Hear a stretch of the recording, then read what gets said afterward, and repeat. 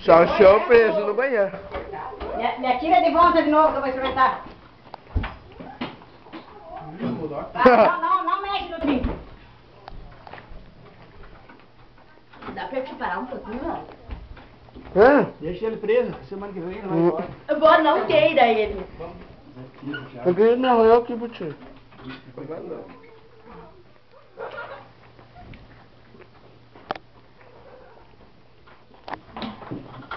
Eu vou pra estrada esperar o outro.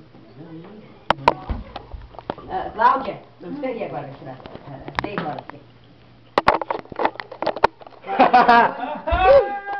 Vai ficar! Se preocupa! Ai, também tá ligeiro, bonito. Você tava em casa ainda. Isso aqui, ó, a única coisa é ele tirar os pinos da porta lá de dentro. Senão ela não tem. E aí tira a porta, fura a porta. Mas então dá uma chave e um martelo pra ele tira lá. Vai buscar a chave de fenda em casa no porão. Lá no cartão. Eduardo, vai ter que tirar os pinos da porta.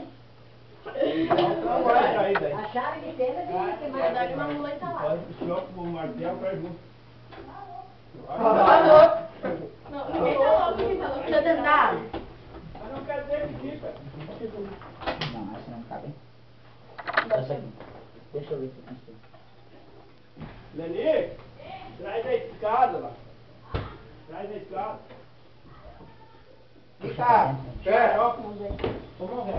Eduardo, se tu quer uma cadela na comunidade. Eu acho que tem um pedaço vai, o resto tranca.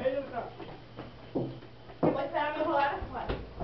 Para! Se o Eduardo quiser carona. Para de puxar. Que luta contra a porta. É pessoal minha, o Eduardo tá chorando. Não consigo. Só cuida pra não quebrar a chave. Pô, que filmagem tu vai dar, louco. Eu vou subir na estrada. Deixa eu tentar. Deixa eu tentar. Deixa que o pai aqui, que o pai sabe as coisas.